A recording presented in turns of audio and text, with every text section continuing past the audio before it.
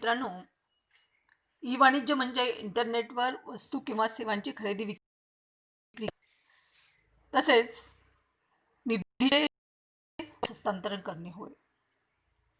E वाणिज्य व्यवहार हे एकतर B2B, B2C, C2C किंवा C2B अशा 4 प्रकारचे असू शकतात.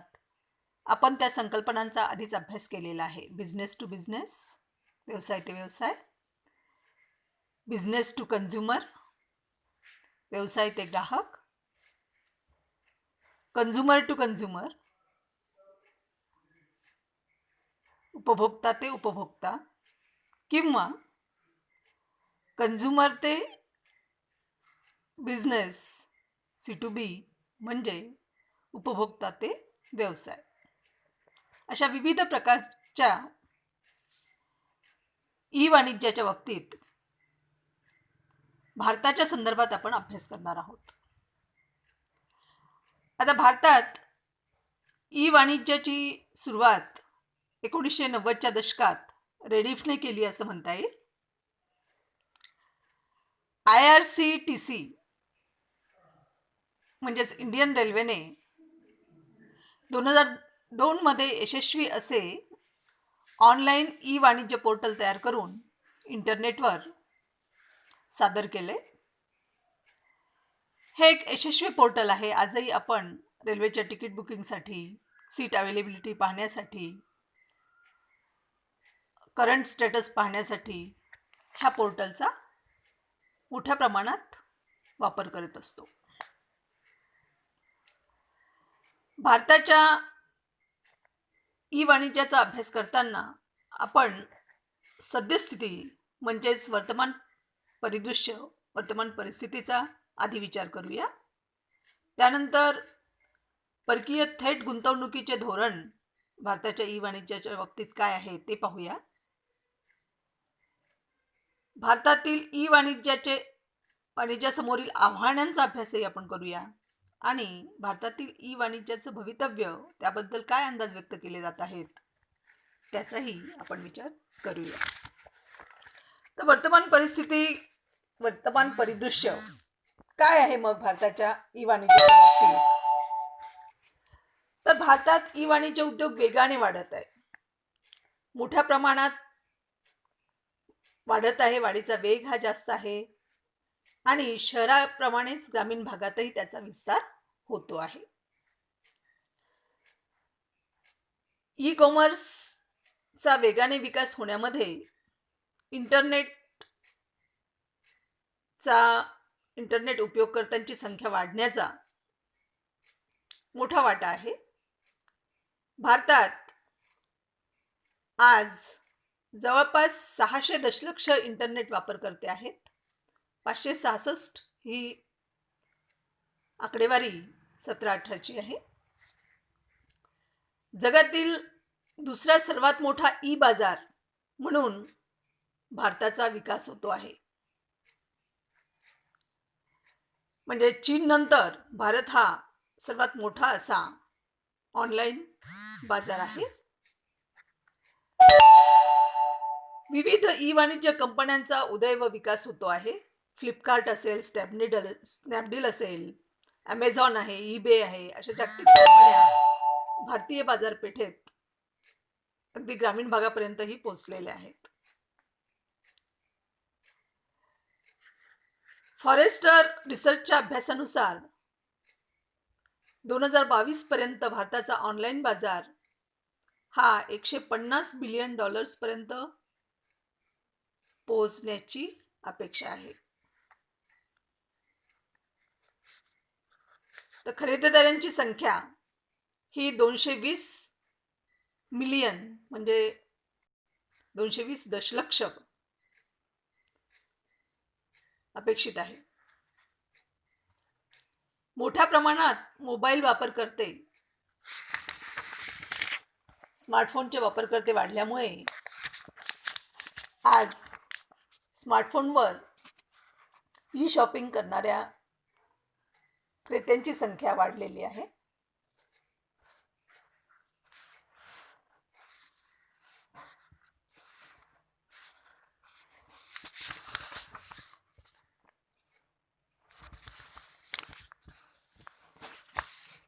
त्यानंतर भारताच्या सध्या परिस्थितीबाबत एक महत्त्वाचं वैशिष्ट्य आपल्याला सांगता येऊ शकते ई वाणिज्याचं, ते म्हणजे इंटरनेटशी संबंधित असणारा तरुण वर्ग. जवळपास 90% ऑनलाईन खरेदीदार हे 18 ते 35 ह्या वयोगटातील आहेत. ह्यामध्ये सध्याची जी परिस्थिती आपल्याला उज्ज्वल अशी दिसते आहे, भवितव्यही उज्ज्वल दिसते आहे, त्याचं एक कारण म्हणून आपल्याला म्हणता येऊ शकते की सरकारचं जे धोरण आहे ई वाणिज्यामध्ये परकीय थेट गुंतवणुकीचं, ते देखील सकारात्मक अशा पद्धतीचं आहे. सरकारने ई वाणिज्य परकीय थेट गुंतवणूक धोरणात म्हणजे फॉरेन डायरेक्ट इन्व्हेस्टमेंट FDI धोरण जे आहे त्यामध्ये 26 डिसेंबर 2018 दुरुस्ती केली आहे. ह्या धोरणाची वैशिष्ट्ये पाहिली तर आपल्या लक्षात येईल. FDI पॉलिसीमध्ये ई वाणिज्याची व्याख्या केलेली आहे, ई कॉमर्सची डेफिनिशन केलेली आहे. ती म्हणजे ई वाणिज्य म्हणजे डिजिटल आणि इलेक्ट्रॉनिक नेटवर्कवरील डिजिटल उत्पादनासह वस्तू आणि सेवांची खरेदी आणि विक्री होय. डिजिटल आणि इलेक्ट्रॉनिक नेटवर्कवरील खरेदी विक्री आहे वस्तू व सेवांची, त्याच्यामध्ये डिजिटल उत्पादने देखील आहेत. दुसरं म्हणजे ई वाणिज्य संस्था कोणती आहे, ई कॉमर्स एंटिटी कोणती आहे. तर भारतीय कंपनी कायदा 1956 किंवा कंपनी कायदा 2013 अंतर्गत नोंदणी झालेली कंपनी किंवा विदेशी कंपनी जी कंपनी कायदा 2013च्या अंतर्गत समावेश आहे, किंवा फेमा नियमांतर्गत फॉरेन एक्सचेंज मॅनेजमेंट ऍक्ट अंतर्गत भारतात कार्यरत असलेल्या परंतु भारताबाहेर निवासी कंपनी किंवा व्यक्ती असून जी भारतात तिचे कार्यालय, शाखा किंवा एजन्सी मार्फत ई वाणिज्य व्यवसायाचे आयोजन करते. त्याला आपण ई कॉमर्स एंटिटी म्हणू, ई वाणिज्य संस्था म्हणू. म्हणजे ती नोंदणीकृत कंपनी असू शकते, विदेशी कंपनी असू शकते, फेमा अंतर्गत फॉरेन एक्सचेंज मॅनेजमेंट ऍक्ट अंतर्गत भारतात कार्यरत असलेली कंपनी असू शकते. आता भारतातल्या ई वाणिज्य मॉडेल्स कोणते आहेत, तर एक म्हणजे इन्व्हेंटरी बेस्ड मॉडेल आणि दुसरी म्हणजे मार्केट प्लेस बेस्ड मॉडेल. आता इन्व्हेंटरी आधारित मॉडेल किंवा स्कंद आधारित मॉडेल म्हणजे काय, तर ते असे मॉडेल आहे जिथे वस्तू आणि सेवा ह्या ई वाणिज्याच्या संबंधित असणाऱ्या व्यक्ती किंवा कंपनीच्या मालकीच्या असतात आणि त्यांची थेट ग्राहकांना विक्री केली जाते. जसं अलिबाबा आहे, तर वस्तू आणि सेवा पण त्यांच्याच आहेत आणि विक्रीचं प्लॅटफॉर्म पण त्यांचंच आहे. हे इन्व्हेंटरी आधारित मॉडेल आहे. आणि मार्केट प्लेस मॉडेल किंवा बाजारपेठ आधारित मॉडेल म्हणजे काय, तर इथे ई वाणिज्य घटकाद्वारे इलेक्ट्रॉनिक आणि डिजिटल नेटवर्कवर क्रेते आणि विक्रेते ह्यांच्या दरम्यान सुलभता निर्माण करणारे म्हणून कार्य करण्यासाठी माहिती तंत्रज्ञान प्लॅटफॉर्म म्हणून कार्य करते. म्हणजे इथे फॅसिलिटेटरची भूमिका असते, प्लॅटफॉर्म म्हणून काम करत असते. जसं फ्लिपकार्ट, ॲमेझॉन, स्नॅपडील हे जे आहेत त्यांचे स्वतःची इन्व्हेंटरी नाही राहत, स्वतःच्या वस्तू आणि सेवांचा साठा नाही राहत, तर ते फक्त प्लॅटफॉर्म म्हणून कार्य करीत असतात. हे बाजारपेठ आधारित मॉडेल आहे. आता इथे परकीय थेट गुंतवणुकीसंबंधी मार्गदर्शक सूचना कोणत्या आहेत, तर ई वाणिज्य संस्था केवळ बिझनेस टू बिझनेस ई वाणिज्यामध्ये व्यवसाय करू शकतात. मार्केट प्लेसच्या ई वाणिज्य मॉडेलमध्ये स्वयंचलित मार्गाच्या 100% FDIची परवानगी आहे. ई वाणिज्याच्या इन्व्हेंटरी आधारित मॉडेलमध्ये FDIची परवानगी नाही. डिजिटल व इलेक्ट्रॉनिक नेटवर्कमध्ये संगणक, दूरदर्शन चॅनल आणि इतर इंटरनेट अनुप्रयोग जसे वेब पृष्ठे, वेब पेजेस, एक्स्ट्रानेट्स, मोबाईल इत्यादींचा समावेश होतो. मार्केट प्लेस ई वाणिज्य व्यक्तीला किंवा कंपनीला B2B आधारावर त्याच्या प्लॅटफॉर्मवर नोंदणी केलेल्या विक्रेत्यांशी व्यवहार करण्याची परवानगी दिली जाईल. ई वाणिज्य मार्केट प्लेस विक्रेत्याला संग्रहगृह, वाहतुकीच्या सोयी, ऑर्डर पूर्ण करणे, कॉल सेंटर, पेमेंट कलेक्शन इत्यादी बाबत समर्थन सेवा पुरवू शकते. ई वाणिज्य एंटिटी मार्केट प्लेस प्रदान करणाऱ्या वस्तूंच्या मालकीवर नियंत्रण होणार नाही किंवा इन्व्हेंटरीवर नियंत्रण ठेवणार नाही. ई वाणिज्य मार्केट प्लेस एंटिटी किंवा तिच्या ग्रुप कंपन्यांमधील त्यांच्या इन्व्हेंटरीवर नियंत्रण असणाऱ्या कोणत्याही इतर संस्थेला मार्केट प्लेस एंटिटीद्वारे चालविणाऱ्या प्लॅटफॉर्मवर विक्री करण्यास परवानगी दिली जाणार नाही. म्हणजे इथे इन्व्हेंटरी आधारित जे ई वाणिज्य मॉडेल आहे त्याच्यामध्ये परकीय थेट गुंतवणूक नाही आहे, तर फक्त आधारित जे मॉडेल आहे त्याच्यामध्ये परकीय गुंतवणूक अलाउड आहे. विक्रीनंतरच्या सेवा, ग्राहकांना माल पोहोचविणे आणि ग्राहक संतुष्टी ही विक्रेत्याची जबाबदारी राहील.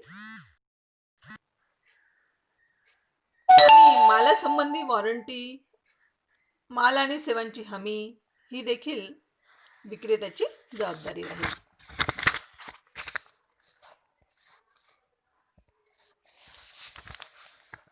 मार्केट प्लेस मॉडेलमध्ये ई वाणिज्य कंपनीकडून रिझर्व्ह बँक ऑफ इंडियाच्या मार्गदर्शक तत्वांच्या आधारावर विक्री संबंधीची देयके सुलभ केली जाऊ शकतात, त्याचे शोधल केले जाऊ शकते.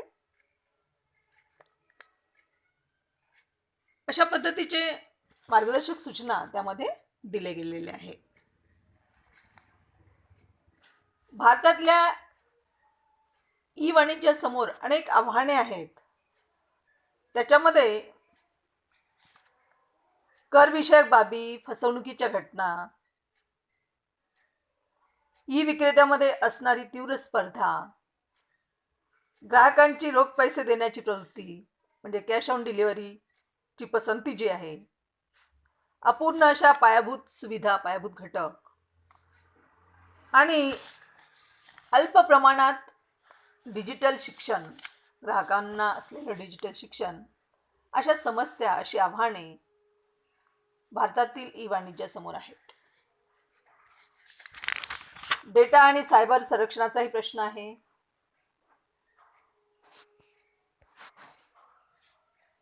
स्पर्धा मोठ्या प्रमाणात वाढलेली आहे. पण भारतातील ई वाणिज्याचे भवितव्य मात्र उज्ज्वल आहे. रिटेलर्स असोसिएशन ऑफ इंडिया यांच्या अहवालानुसार भारतातील ई वाणिज्य बाजारपेठ, त्याचे मूल्य हे 2021 मध्ये $1.2 ट्रिलियन पर्यंत वाढणं अपेक्षित आहे. ई वाणिज्याचा जो कंपाऊंड ॲन्युअल ग्रोथ रेट आहे तो 32% आहे. म्हणजे वाढीचा वेग हा मोठा आहे.